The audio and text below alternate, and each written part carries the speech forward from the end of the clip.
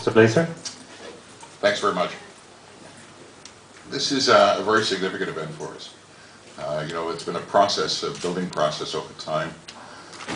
I remember the first build-up to the first Women's World Cup, and then as well as participation in the Olympics, and then the Under-20 that we launched.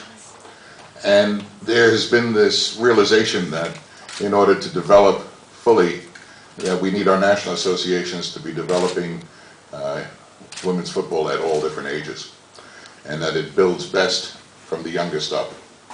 And the focus, we found too at national teams, is national teams exist when there's a reason for them to exist, and they exist when there's something to play for. And I think it was a major step when FIFA decided to organize the Under-17, because it now said that there is officially a reason for national teams to have an Under-16, Under-17 age group active in their programs, and therefore also an entire structure below that, then building and developing football in those ages. So this is the culmination of a plan towards future development.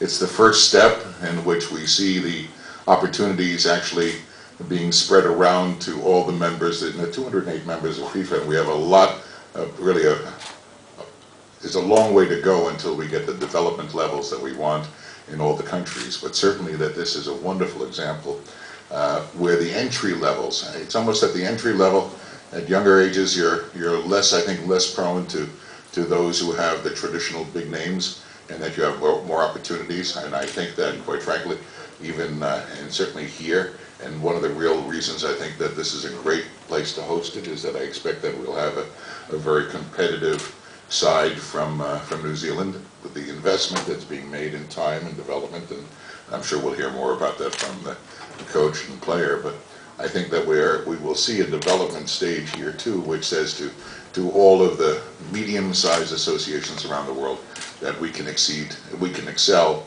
and succeed in women's football, and I think this will be a shining example of countries doing that. We have a lot of names that are coming up for almost the first time in this sort of competition as well, and they'll have an opportunity to show themselves. And I think these are some of the opportunities that we find by extending this down into a younger age category. So I'm excited. I think that we're going to have a lot of fun, and there's certainly going to be some wonderful games.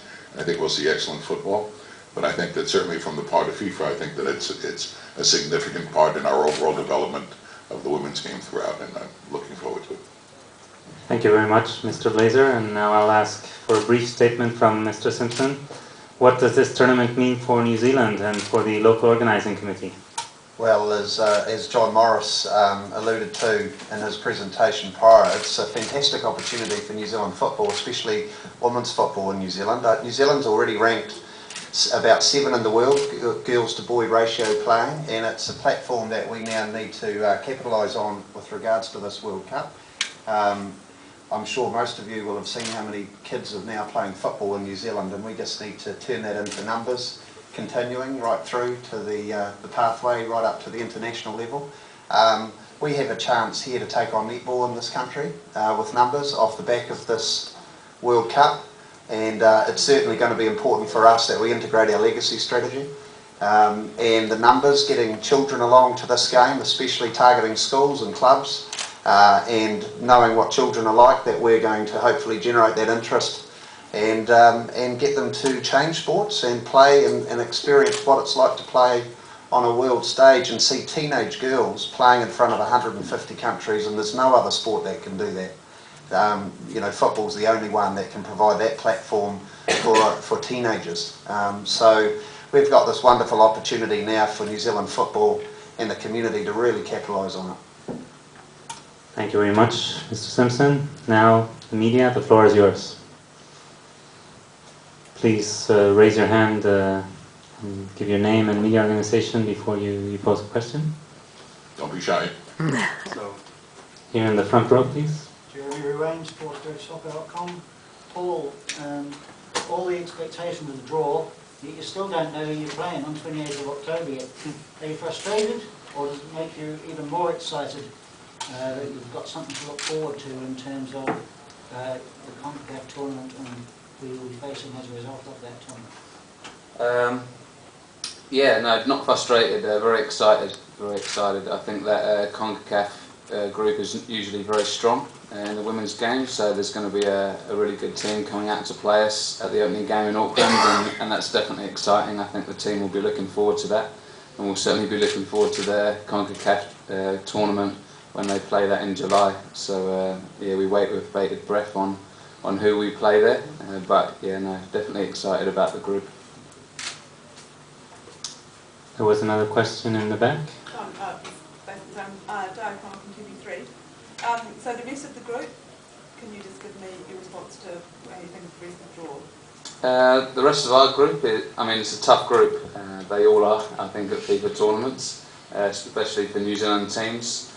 Denmark are traditionally a really strong Scandinavian football powerhouse in women's football, so they're going to be very tough and challenging. And Colombia, of course, won their South American qualifiers ahead of nations like Brazil and Argentina, so they're certainly not to be underestimated. But there's a huge variety of styles, I think, Europeans, South Americans, North Americans, and I think that's going to be really exciting for the football public, and certainly exciting for us as a New Zealand team to take on those different teams from around the world, so we're really looking forward to it. I'm going to certainly invite Paul to the CONCACAF finals so that he can get a good chance to scout all the teams that he might be facing, and he'll have a good chance to get a good read on it. I mean, I think that it'll be competitive certainly at whoever we provide for him. We have a very well developed program, and we certainly look forward to the match here with New Zealand. Any other questions? Here in the back. I'm Matt Richards from the Waikato Times. Bryony, apart from asking Mr. Blazer for an invite as well, do you have a preference of who New Zealand faces from that CONCACAF group? I'm not really thinking about it at the moment. I don't have a favourite team that I want to play in the group. This is my first World Cup. I'm just more excited to just get on the pitch and play. It doesn't really bother me who I'm playing. I just want to do my country proud and play football.